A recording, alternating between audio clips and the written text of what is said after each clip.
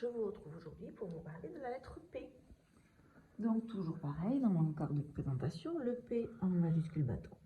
Le P en script, auquel il faudra faire très attention parce que vous allez pouvoir le confondre avec d'autres lettres, notamment le Q. Donc vous voyez, le P c'est d'abord un trait, ensuite un arrondi. Le Q c'est l'inverse, c'est d'abord l'arrondi, ensuite le trait qui descend. Mais vous allez pouvoir aussi le confondre avec le B. Donc vous voyez, le P c'est un trait et ensuite un arrondi vers le haut. Le B c'est un trait aussi mais un arrondi vers le bas. Et avec le D, qui lui est un arrondi d'abord et un trait vers le haut. Donc attention, ces 4 lettres peuvent être confondues avec le P en bâton, en script, pardon. Et on finit par le P en attaché. Donc ici, dans le mot, nous voyons 2 fois le P. Avec le A, donc P et A, pas. P et A, pas. C'est le mot papa. Et vous voyez ici un monsieur avec son bébé dans les bras, donc c'est le papa. Donc en dessous, vous retrouverez les P en bâton. Le P en script, donc encore attention à ne pas confondre avec le Q ou le B ou le D. Donc je vous mets un panneau attention. À côté, le P en attaché. En dessous, toujours les dessins. Premier dessin, hop, je vois bien le P. C'est le mot crapaud. Crapaud. Alors si vous vous souvenez, le P fait le son P, comme la pomme, comme quand on P, ça pète. Donc crapaud, ici on voit le P. À côté, c'est une patte de canard. On voit bien la lettre P, et quand je dis patte, j'entends bien le P, patte. À côté, c'est un pantalon, le P en attaché, et je dis pantalon, j'entends bien le P. À côté, c'est un phare. Quand je dis phare, je n'entends pas le P. Pourquoi? Parce que le P se met avec le H pour ensemble faire un nouveau son. C'est le son. C'est pour ça que je mets un F en dessous. Phare. Je dis phare. Donc le P ne fait pas le son P. Le H qui ne fait pas de son d'habitude se met avec lui pour faire un nouveau son, le son F. Je vois bien la lettre P, mais je ne l'entends pas. Mot suivant, c'est un stop.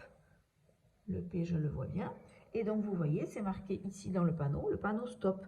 C'est un panneau que l'on retrouve sur la route et qui indique que l'on doit s'arrêter. Vous pourrez entourer aussi le P ici, dans le mot stop sur le panneau. Et enfin, dernier dessin, c'est un loup. Je vois bien la lettre P. Et quand je dis loup, eh bien, je n'entends pas le son P. Loup. Eh bien, c'est parce que ici, le P est muet. Le P est une lettre muette. Il est là, mais il ne s'entend pas. Il ne se prononce pas. C'est comme ça. Il faut apprendre que le loup, ça finit par un P. Il faut le savoir. Pour tracer le P, vous partez donc du point.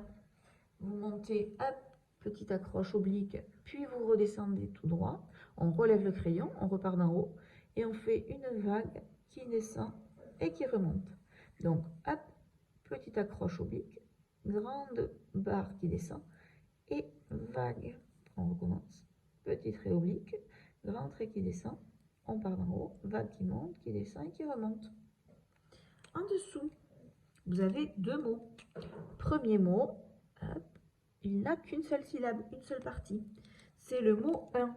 Alors, vous voyez, on a le U qui ne fait pas le son U, on a le N qui ne fait pas le son N, mais ensemble, ces 2 lettres se mettent pour faire un nouveau son.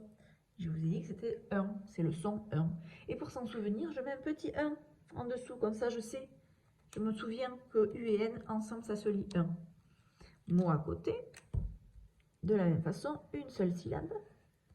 Et vous avez le P en premier, qui fait le son P, P, puis le O, donc ça va donner P, O, P, O, PO.